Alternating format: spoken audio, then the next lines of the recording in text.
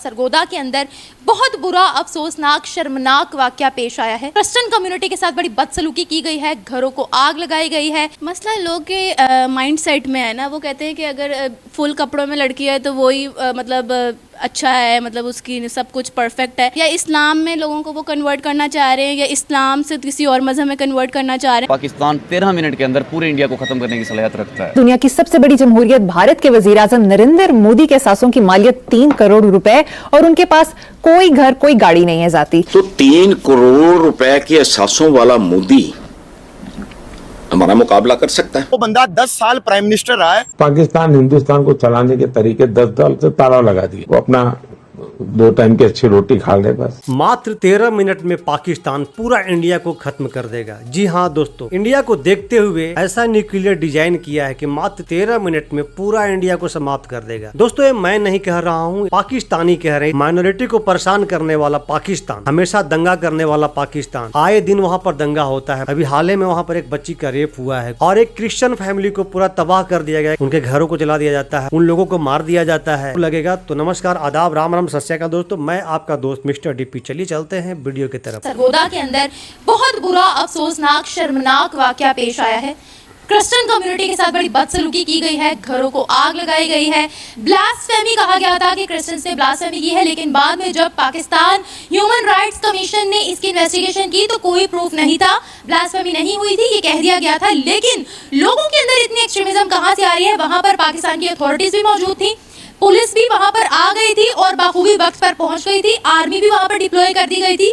लेकिन लोगों में इतनी एक्सट्रीमिज्म आ गई थी कि लोगों ने अथॉरिटीज के साथ भी बदतमीजी की और कहा कि ये क्रिश्चियन कम्युनिटी के साथ मिली हुई हैं। ये बेसिकली हमारे ये रिलीजन को जो फॉलो करने वाले लोग हैं वो करते नहीं है, लेकिन अपने आप को एक्सट्रीमिस्ट दिखाते हैं कि हम भाई रिलीजन फॉलो करें। लेकिन ये सबसे ज़्यादा लोग हैं जो फॉलो नहीं कर रहे हैं। अगर आपको इतना ही है, पहले आप प्रूफ लो, मतलब उसे प्रूफ करो, फिर किसी पे ऐसे करें। या तो ये लॉ को करने दें सारे काम, पहले लोगों को तो खुद करना ही नहीं चाहिए। तो ये स्टेट की ही जिम्मेदारी है, लोगों की जिम्मेदारी तो नहीं है सजा देने की। हाँ जी, ये स्टेट की जिम्मेदारी है कि उन्होंने कानून बनाए हुए हैं जिसके थ्रू उन्होंने सारे प्रोसीजर के थ्रू उनको सज़ा मिलेगी। ऐसे ही आवाम उठ के किसी को मारने लग जाए बिना प्रूफ के, तो वो गलत चीज़ है। हमें ऐसे वाकयात पब्लिक की तरफ से क्यों देखने को मिलते हैं? कभी किसी लड़की की ड्रेसिंग पर आवाज उठाई जाती है, हलवा लिखा हुआ था जिस लड़की के कपड़ों पर, उसको कहा गया तुम्हें नंगा करके सरतन से जुदा कर देंगे। कभी जड़ावाला वाला किस्सा हमें देखने को मिलता है, अब सरगोदा वाला। क्या मसला है? मसला लोग के माइंड सेट में है ना, वो कहते हैं कि अगर फुल कपड़ों में लड़की है तो वही मतलब अच्छा है, मतलब उसकी सब कुछ परफेक्ट है। लेकिन ऐसी बात नहीं है। आप जज नहीं कर सकते आप किसी को जब तक आप उसे जानते नहीं हो। जानते भी हो तो आपको कोई राइट नहीं है, लाइक जज a book by its cover. ऐसी ही बात है। और लोगों को एथिक्स सीखने चाहिए हमारे कम्युनिटी में कि कैसे रहना है। अगर हम देखा जाए, बहुत ज़्यादा ऐसी चीज़ें होती हैं जो हम क्रिश्चियंस के साथ, बहुत ज़्यादा चीज़ें होती हैं हम क्रिश्चियंस के साथ, लेकिन हम उसको लेट गो कर देते हैं। फॉर एग्जांपल जैसे कि मैं अपनी बात करूं, क्रिसमस पर मुझे बहुत फील होता है जैसे बाहर कंट्रीज़ में फेस्टिवल को सेलिब्रेट किया जाता है, लेकिन उस तरह हमारे मुल्क में नहीं सेलिब्रेट किया जाता। हम सिर्फ अपने घरों में, अपने चर्चिज़ में या अपने सराउंडिंग में फेस्टिवल को सेलिब्रेट करते हैं। लेकिन अब जब हम बाहर की वीडियो देखते हैं, अमेरिका, US वगैरह की वीडियोज़ देखते हैं, वहाँ पर पूरा नवंबर से लेकर दिसंबर, इवन तो जनवरी तक जो है ना वो चलता है फेस्टिवल। लेकिन हमें यहाँ पर फील ही नहीं होता कि हम सेलिब्रेट करते हैं। हमें सिर्फ तब फील होता है जब लास्ट वीक रह जाता है क्रिसमस में। ब्लास्फेमी के लोग का यहाँ सही इस्तेमाल किया जाता है या लोग मिसयूज़ करते हैं? मिसयूज़ करते हैं। लाइक अगर डिफरेंट रिलीजन के कोई यहाँ पे हैं तो उनको पॉइंट आउट करने के लिए या उनको निकालने के लिए मुल्क से, ये इसलिए इसको यूज़ कर रहे हैं। से क्यों निकालना चाहते हैं? तो अगर देखा जाए एक पॉइंट ऑफ व्यू से तो बाहर भी कोई अच्छा नहीं समझता। बाहर हम भी चले जाते ही हैं हम लोग, लेकिन किसी और रिलीजन को वो लोग पसंद तो नहीं ना करते कि वो आकर ऐसे रहें। या पसंद नहीं करते? क्यों पसंद नहीं करते? आप बाहर की कंट्रीज़ में जाके देखें, क्या वहाँ मस्जिदें नहीं हैं? क्या वहाँ पाकिस्तानी जाते नहीं हैं, मुसलमान जाते नहीं हैं? लेकिन उनके माइंडसेट में और हमारे में यहाँ पे बहुत फर्स्ट कन्वर्जन हो रही हैं, मुझे लगता है आप जी कैसे लगता है? मतलब बहुत सारी ऐसी चीज़ें आए दिन हो रही होती हैं, बहुत ज़्यादा, बहुत से, जैसे कि वही इंसिडेंट्स हो रहे हैं क्रिश्चियंस के साथ आए दिन कोई ना कोई। मुझे नहीं पता ऐसा क्यों हो रहा है। एक छोटी बच्ची के साथ रेप हुआ है, ठीक है, मीडिया नहीं दिखा रहा है। आप अपनी छोटी बच्ची को कल को घर से बाहर निकाल दो, उसकी काउंसलिंग किए बगैर, उसको बताए बगैर, कल को उसके साथ ये हो जाए फिर तो काउंसलिंग दिखाएं ना। वो काउंसलिंग दिखाएं, क्राइम होता हुआ ना दिखाएं। क्राइम होता हुआ दिखाए, कौन सा रुक जाएगा? रुक नहीं रहा ना क्राइम। एटलीस्ट लोग अवेयर तो होंगे। ये मौलवी हज़रात हमारे यहाँ का ये सिस्टम बन चुका है, उन्होंने अपनी ही बातें करते हैं, जो उन्होंने आई थिंक जो हमारे इसमें लिखा भी ना शरीयत पे, वो भी उल्टी उल्टी चीज़ें बताते हैं। हमारे बच्चों को जो मदरसे में जाते हैं जो भी हैं उनको गलत चीज़ें सिखाई जाती हैं। अब कुछ मौलवियों ने भी आजकल ये चीज़ें ट्रेंड में पकड़ ली हैं, यूट्यूब पे वीडियोस जो अपनी देखते हैं आप लोग सब लोग, कि अजीब अजीब चीज़ें बता रहे होते हैं, गलत चीज़ों को ना प्रमोट करते हैं। सर शादियाँ करो बुढ़ापे में काम आएंगी, वही सब कुछ गलत चीज़ें प्रमोट की जाती, जबकि इस्लाम में जो चीज़ मेन है जो बताई जाती है वो क्यों नहीं बताते। मतलब कि अगर आप देख लें किसी मदरसे में कोई इंस्टीट्यूट है, बच्चों को लोग बड़े प्यार से भेजते हैं माँ बाप के, यार जा रहे हैं इस्लाम सीख रहे हैं, कुछ कर रहा है, या इस्लाम में लोगों को वो कन्वर्ट करना चाह रहे हैं, या इस्लाम से किसी और मज़हब में कन्वर्ट करना चाह रहे हैं, तो वो उधर हो रहा है।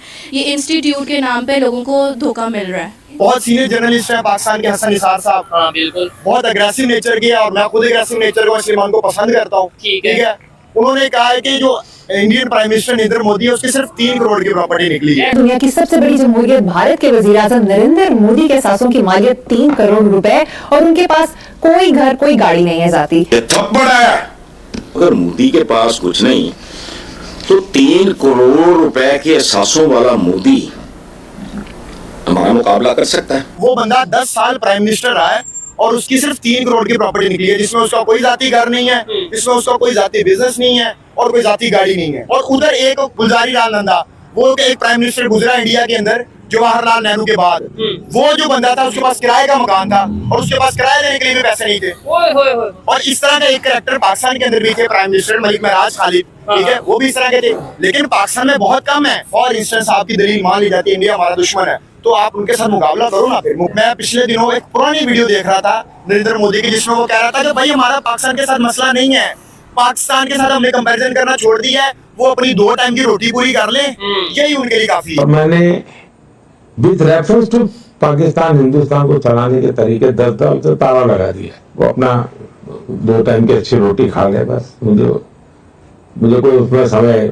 गंवाने की जरूरत नहीं है। हम उनको दुश्मन समझते हैं, हम कंपैरिजन कर रहे हैं और वो हमें किसी खाते में नहीं ला रहे। पूरी दुनिया को पता है, उनको भी पता है कि न्यूक्लियर वार तो आनी नहीं, हमने न्यूक्लियर की बहस इनसे अब क्या करनी है। वार जो चलनी है वो है इकोनॉमिकल वार है, और मतलब उसकी आईटी की वार है, इंडस्ट्री की वार है, एआई की वार है। उसके ऊपर पाकिस्तान तो कहीं मतलब एग्जिस्ट ही नहीं करता ना। 195 कंट्री में शायद अफगानिस्तान भी हमसे आगे हो इस चीज़ के अंदर। तो इसलिए वो कहते हैं कि ये इतनी एक इंपॉर्टेंट चीज़ है नहीं, लेकिन हमने इसको इतना इंपॉर्टेंट ले लिया है कि हमने इसके ऊपर एक दिन का ऑफ दे दिया है। ये बात इंडिया के हाई कमांड को भी मालूम है कि पाकिस्तान 13 मिनट के अंदर पूरे इंडिया को ख़त्म करने की सलाहियत रखता है। पाकिस्तान ने पूरे 75 साल में जितना भी न्यूक्लियर की तैयारी की है वो जहन में रख के एक कंट्री को की है, क्योंकि थ्रेट भी तो इंडिया से था ना।